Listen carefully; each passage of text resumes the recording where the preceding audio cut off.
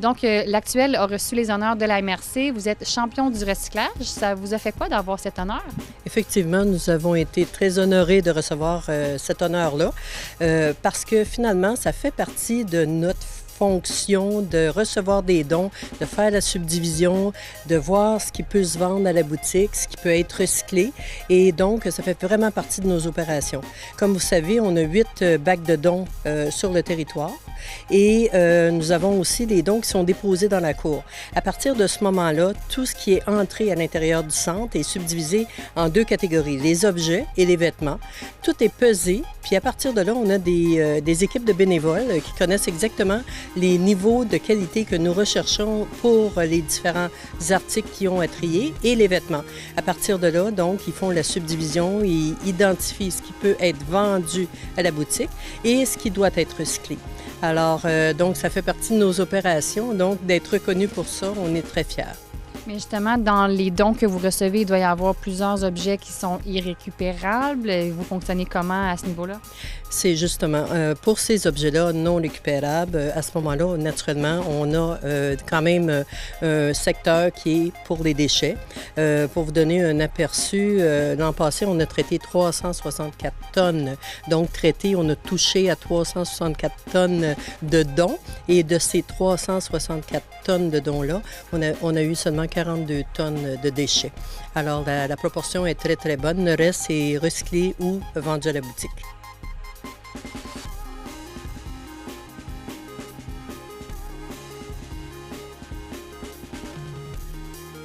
Excellent. Puis est-ce qu'il y a d'autres actions dans votre quotidien, dans les opérations en général? Tout à fait. Que ce soit au niveau à l'extérieur, on fait le recyclage avec des cartons, toutes les boîtes de carton. Naturellement, on utilise, on fait attention pour le plastique numéro 6. On ne fait pas de vente de ces contenants avec le numéro 6 en dessous, parce que ça, définitivement, c'est des déchets. Donc, on a vraiment à différents niveaux des vérifications. Faire des cafés, on a la section du café des bénévoles et à l'intérieur, on utilise des tasses, on prend des assiettes vraiment en céramique. On a, au lieu d'avoir la petite cuillère en plastique, on a des petits bâtons de bois, ou des cuillères telles quelles. Là. Alors oui, on le fait vraiment partie, on est partie prenante de cette initiative-là. Et on doit dire aussi qu'on est niveau 2 au niveau de Recycle Québec aussi. Alors, ça a concrétisé une autre étape dans toutes nos opérations d'être reconnus à ce niveau-là. Et pourquoi c'est important pour vous, premièrement, d'avoir cette mention? Oui, mais pourquoi c'est important de réaliser toutes ces actions dans ce sens-là? En fait, il faut laisser une planète qui va survivre à nos enfants. Ça fait 35 ans que l'actuel existe. Ça fait 35 ans qu'effectivement, on a toujours eu un intérêt pour justement faire les bonnes actions de façon à ce que ces dons-là soient bien gérés et puis essayer de donner une seconde vie à tout ce qu'on reçoit et recycler. On a des recycleurs qui prennent ce qu'on ne peut pas vendre à la boutique. Donc, essayer de minimiser le plus possible les déchets. On fait beaucoup de sensibilisation aussi auprès de la ville. Alors ça, c'est bien important pour que les gens sachent exactement ce qu'ils peuvent nous apporter.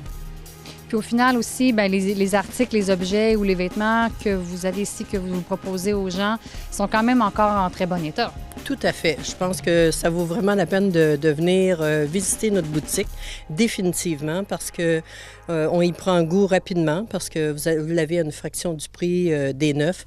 On fait tout un travail de rassemblement exemple, on va recevoir la ferme de Fisher-Price. On va s'assurer de mettre les petits bonhommes qui vont vraiment avec la ferme et restructurer, reconstituer finalement l'article et pour avoir des cadeaux finalement qui vous revient pas cher.